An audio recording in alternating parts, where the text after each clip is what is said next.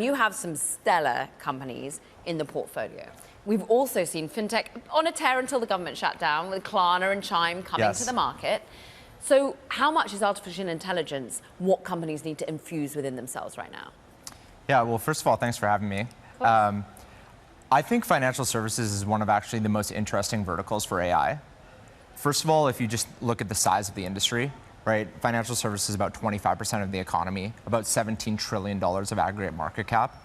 And then second, if you look at just the amount of both structured and unstructured data that you have to work with that is currently not being used in the industry. If you think about, receipt data, bank statement data, 10Ks, 10Qs, earnings calls, there's all of this data that's currently not being used in an optimal way.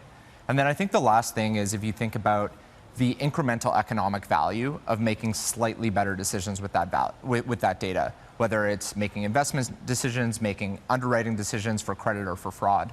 And so, yeah, at Greylock, we're very optimistic about the opportunity for AI in financial services. It's interesting that at the moment we come off a week where there has been anxiety fueled into the public parts of the market right now. We're worried about community banks and their exposure to credit risk. And Jamie Dimon of JP Morgan talking about cockroaches when we've suddenly seen some key companies roll over with exposure to auto loans and the like. Will AI feed that out?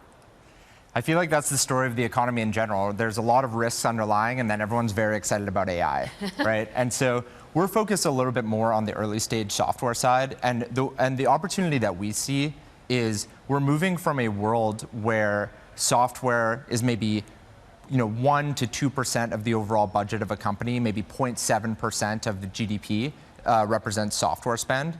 We're moving from capabilities where software is just a tool where people can enter data to software is actually capable of completing end-to-end work.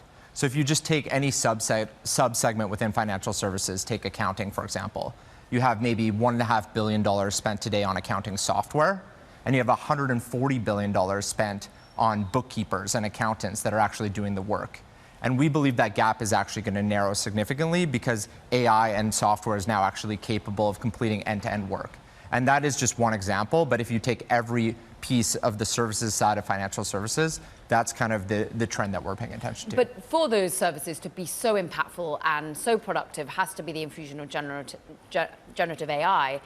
That has to be correct if we're talking about making sure that the cockroaches aren't creeping in. And so how are companies in stress testing ensuring that the advances they're making aren't having unknown consequences for the companies that take it on?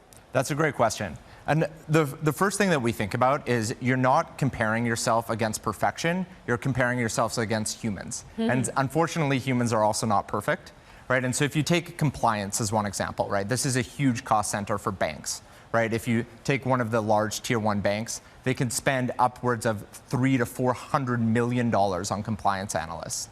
And the problem is they're spending $300 to $400 million for terrible outcomes. Right, we're still seeing $3 to $5 billion a year in compliance fines. We're still seeing very slow customer onboarding. We're still seeing very inconsistent results. And so, for example, one of the companies that we invested in at Greylock is called Greenlight.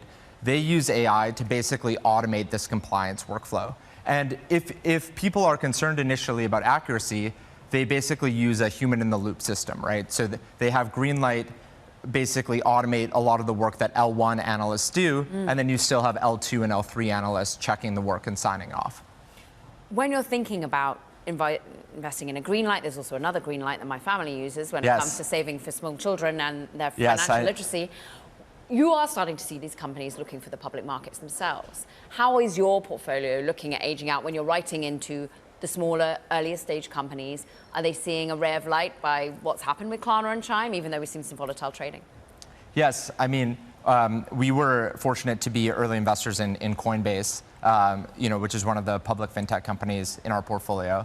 And yeah, I think what's interesting about the public market opportunity for fintech is there's just a supply and demand imbalance, right? If you look at the $17 trillion of market cap in financial services, a very small percentage of that is currently represented by fintech companies that are available for public market investors. And so I think there's a very interesting pipeline of really high-performing and valuable late-stage privates, including Ramp in our portfolio, Revolut, Wealthsimple in our portfolio, as well as companies like Stripe that everyone knows.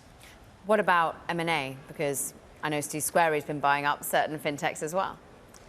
I think the theme, like in all areas of the economy, is going to be AI. And so I think if larger companies don't have an AI native strategy, they're going to be looking for M&A opportunities.